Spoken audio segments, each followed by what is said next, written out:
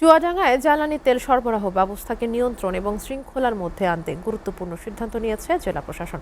আগামী 1 এপ্রিল থেকে fuel card বাধ্যতামূলক করা হচ্ছে। এ বিষয়ে আরও জানাতে সরাসরি যুক্ত হচ্ছেন সহকর্মী বিপুল আশরাফ।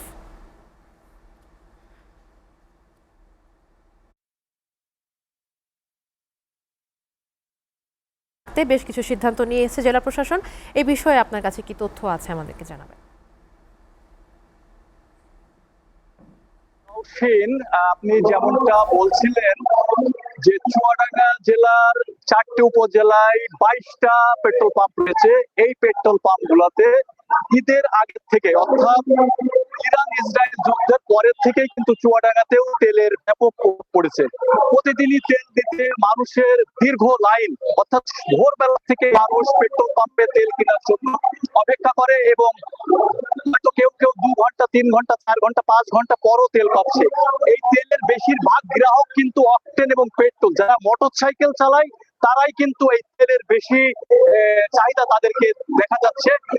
আমরা যদি একটু বলি যে একটু ডেসক্রিপশন দিই যে গতকাল চুয়াডাঙ্গা জেলা প্রশাসন কার্যালয়ের বৈঠকে তেল যে সুষ্ঠুভাবে বন্টন হবে তার একটা ক্রাইটেরিয়া কিন্তু তারা জানিয়েছে এবং সেই ক্রাইটেরিয়া অনুযায়ী আজ সকাল 7টা থেকে জেলার 22টা পাম্পে একযোগে বিভিন্ন পেট্রোল পাম্প থেকে তেল সরবরাহ করা হচ্ছে, কিন্তু তারপরেও কিন্তু মানুষের যে দীর্ঘ লাইন, সে লাইনটা কিন্তু কমছে না আজকে।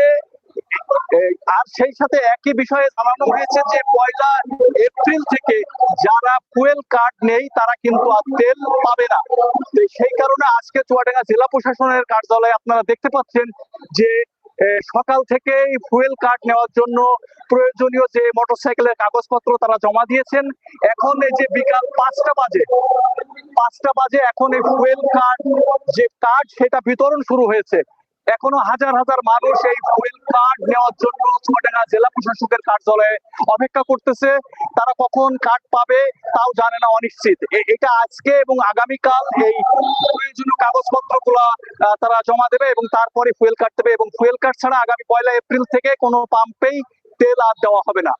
এটা হলো মোটরসাইকেল সহ সমস্ত যানবাহনের ক্ষেত্রে কিন্তু একই অবস্থা। এই ছিল চুয়াডাঙ্গার তেল সরবরাহের যে অবস্থা, সেটা আমরা জানাচ্ছি চুয়াডাঙ্গা থেকে। আমরা এখন ফিরে যাচ্ছি এসএ টেলিভিশনের স্টুডিও। বিপুল, আপনাকে ধন্যবাদ।